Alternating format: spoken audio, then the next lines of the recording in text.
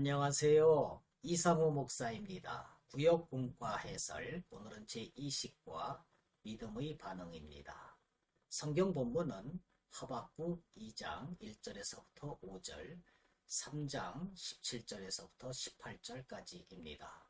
우리 다 같이 한번 읽어보도록 하겠습니다. 내가 내 파수하는 곳에 서며 성루에 서리라. 그가 내게 무엇이라 말씀하시는지 기다리고 바라보며 나의 질문에 대하여 어떻게 대답하시는지 보리라 하였더니, 여호와께서 내게 대답하여 이르시되, 너는 이 묵시를 기록하여 판에 명백히 새기되 달려가면서도 읽을 수 있게 하라.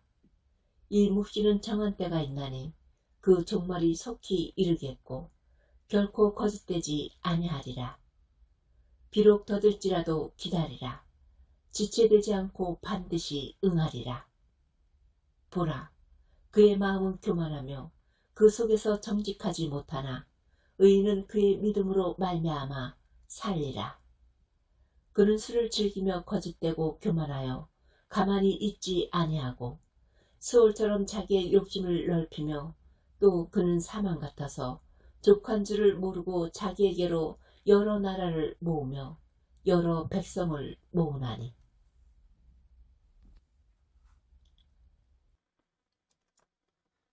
네, 다윗과 솔로몬 시대의 번영을 누렸던 이스라엘은 하나님에 대한 불순종으로 인하여서 남과 북으로 나뉘어지게 됩니다.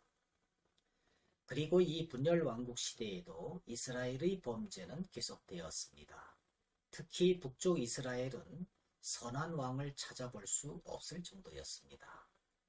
반면에 남쪽 유다 왕국에는 몇몇 선한 왕이 있었는데, 그 중에서도 특히 요시야 왕은 남북을 통틀어서 가장 선한 왕이라고 할 수 있습니다. 이 요시야가 집권했던 시기는 아수르 제국이 서서히 쇠퇴하던 시기라고 할 수가 있습니다.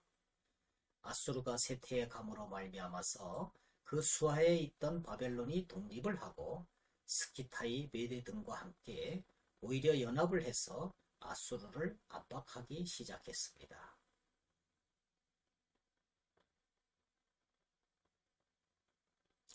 그런데 이 발흥하는 바벨론을 그대로 두고 볼 수 없는 국가가 유다 왕국 남쪽에 있었습니다. 바로 애굽입니다.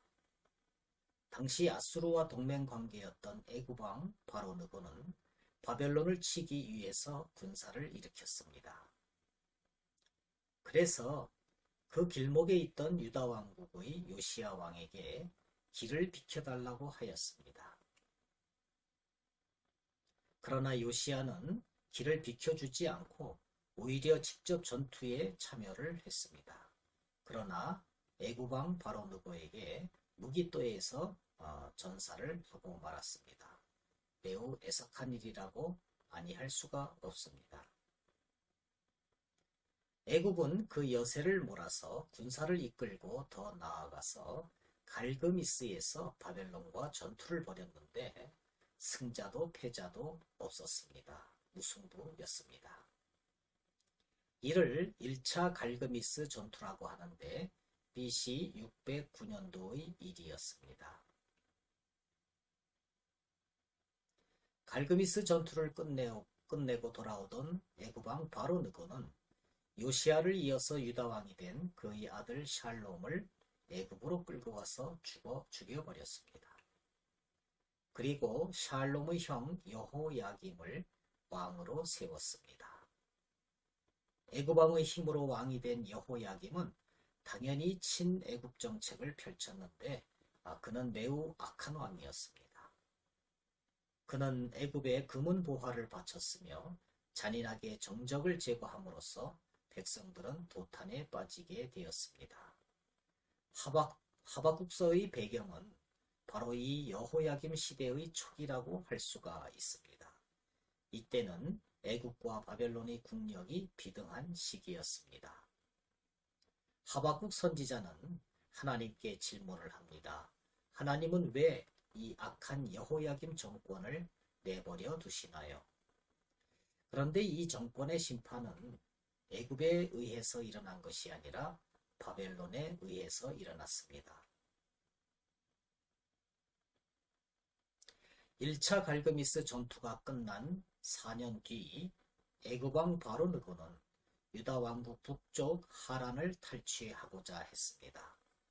그래서 그는 대군을 이끌고 갈그미스로 진격을 했습니다.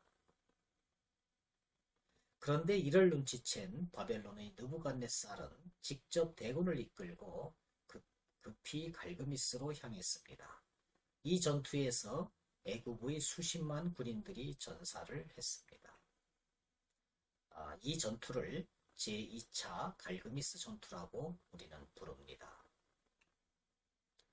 제2차 갈그미스 전투에서 바벨론이 승리함으로써 바벨론은 고대 근동 지방을 완전히 장악을 했고 애굽은 아시아에서 완전히 물러날 수밖에 없었습니다.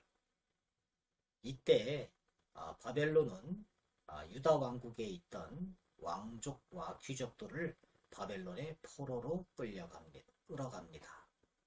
친애굽 정책에서 친바벨론 정책으로 바뀌게 하려 함이었습니다. 이것을 제1차 바벨론 포로라고 얘기를 합니다. 하나님께서는 하나님의 뜻으로 이루어진 하나님의 나라를 택한 백성들에게 미리 말씀하여 주십니다. 그리고 이 예언의 말씀대로 반드시 이루십니다. 하나님의 백성들은 예언하신 대로 이루시는 하나님을 믿어야만 합니다. 그러면 이제 성경 본문으로 들어가서 질의 응답 형식으로 하나하나 다시 한번 알아보도록 하겠습니다. 1번 하박국이 하나님께 호소한 내용은 무엇입니까? 하박국 1장 2절에서부터 4절까지 말씀해 보면은 하박국은 하나님께 부르짖어도 응답되지 않고 또 제약, 폐역, 겁탈, 강포, 불의가 가득한 세상을 하나님께 호소를 하고 있습니다.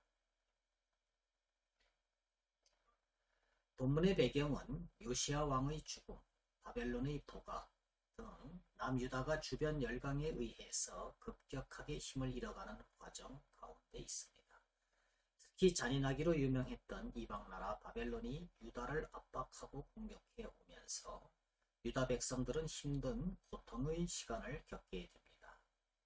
하박국은 하나님이 왜 기도를 신속하게 듣지 않으시는가? 현재 상황의 모든 책임이 하나님께 있는 것이 아니냐며 의문을 제기하고 있습니다. 2번 하나님은 주신 묵시의 말씀을 어떻게 하라고 명령하십니까? 두 가지로 말해 보십시오.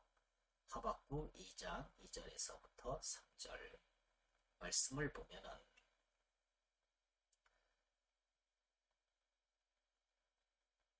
하나님은 첫 번째로 묵시를 기록하여 판에 명백히 새기라고 하십니다. 둘째로 묵시는 정한 때가 있으므로 더딜지라도 기다리라고 하십니다.